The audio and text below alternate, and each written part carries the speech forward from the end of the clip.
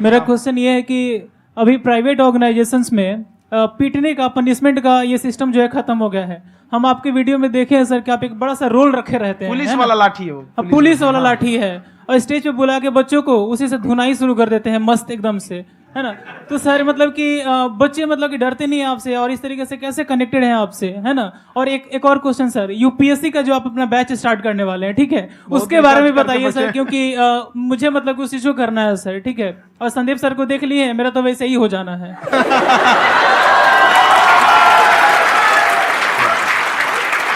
क्या हो जाना है? मेरा पूरा कंप्लीट करो। I'll be an IAS officer next year because I have seen you, sir. My day is like complete, sir. All the best. Thank you so much, sir. Thank you. पूरा बोला करो। Thank you. देखिए, लड़कों को जहां तक पीटने की बात है, जब पढ़ाने की बात आएगी तो उसको हम पूरे बेहतरीन ढंग से पढ़ाएंगे, लेकिन जब सजा देने की बात आएगी ना, तो वो भी बेहतरीन ढंग से होगा। ऐसा थोड़ी होगा कि बस एक ही चीज बेहतरीन ढंग से होगा।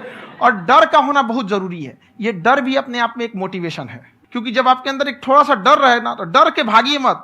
एक ऐसा डर जिसको आप लगे कि नहीं नहीं थोड़ा सा और करने की जरूरत है, फिर तो ये हम इसको क्रॉस कर जाएंगे आप। तो लड़कों के अंदर ये डर बनाना भी जरूरी रहता है।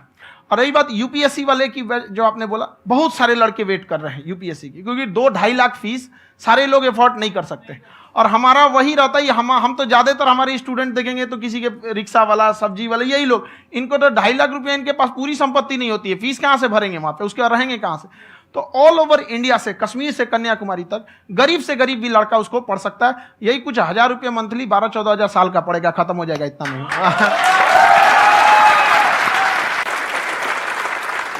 सर, आपकी स्टोरी हमने सुनी थी, तो एक टाइम आया था जब आप गंगा किनारे जाके बैठ गए थे। उस समय आपको कुछ समझ नहीं आ रहा था, तो उस समय मतलब आपने ये डिसीजन कैसे लिया कि अब आगे नहीं, यहाँ से वापस जाना है? रास्ता ही नहीं था। घर जाने के लिए एटलीस्ट 90 रुपए चाहिए थे, जेब में 40 रुपए थे, कैसे घर जाते हैं। और हम गंगा के किनारे चुपचाप बैठे बैठे हम कहें कि अब बहुत टेंशन हो गया, अब घर जाना चाहिए। रूम पे, तो किराए के रूम पे ही आदमी सारे लोग रहते। गए वहाँ पे तो रूम लॉक हो गया था। तुम खटखटाए तो ऊपर से गुस्सा से बोले जो ऑनर थे, क्या टाइम हो गया है? तुम कहे 9-10 बज रहा होगा। घड़ी देखिए तो 2 बज रहा था रात का, 2-2:30 बज गया था वहाँ। टेंशन में आप, तो होता है कई बार ऐसा समय आएगा कि लगेगा जैसे अब कुछ नहीं हो सकता है। तो इससे घबराना नहीं है। कभी कभी गुच्छे की आखिरी चाबी भी ताला खोल देती है।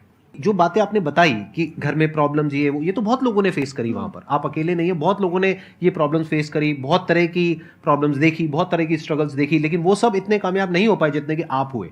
तो आपके अंदर ऐसा कुछ ना कुछ है जो औरों के अंदर नहीं है। तो वो मैं जानना चाह रहा हूं कि वो ऐसा क्या था जहां से कि आपका दिमाग यहां तक सोच पा रहा है कि मैं पूरे इंडिया में इतने बड़े लेवल का चेंज लेकर के आ सकता हूं, एजुकेशन फील्ड में रेवोल्यूशन लेकर के आ सकता हूं।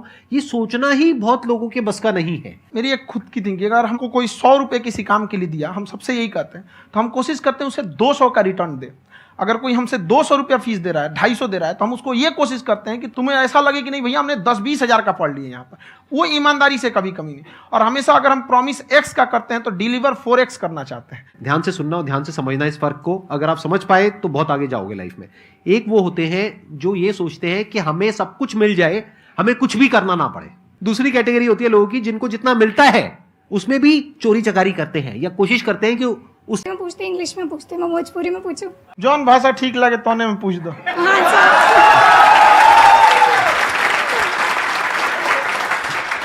सर, ये पूछे के चाहते नहीं कि जैसे हमने के पढ़ाई करी निशान, तो कभी कभी डेली टारगेट्स जो होला वो कंप्लीट ना होला।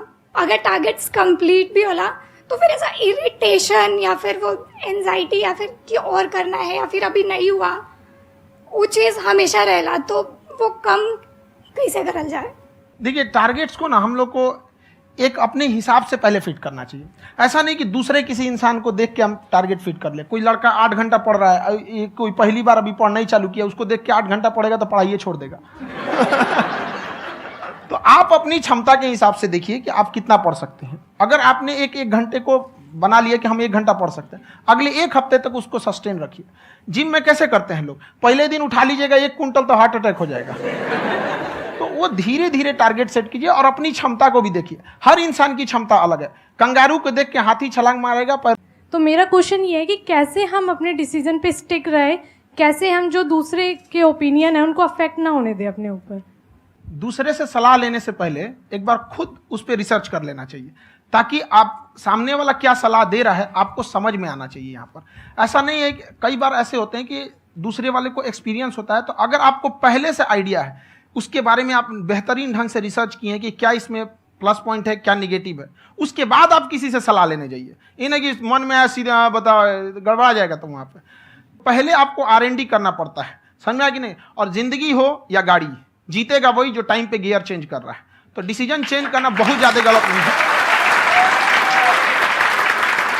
इन्होंने बहुत ये समय और समझदारी में बहुत फ़र्क होता है।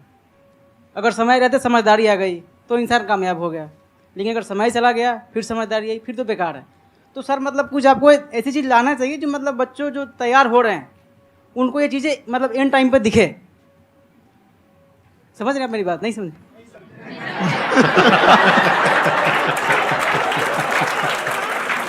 यही होता है सर का मोटिवेशन ज्यादा हो जाता है।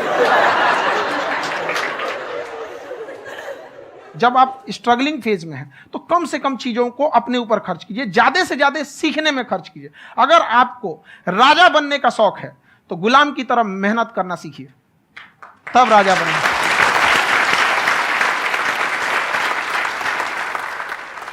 ये दुख, ये दर्द, ये सब तेरे अंदर है। तू अपने बनाए इस पिंजड़े से बाहर निकल के देख, तू अपने आप में एक सिकंदर है।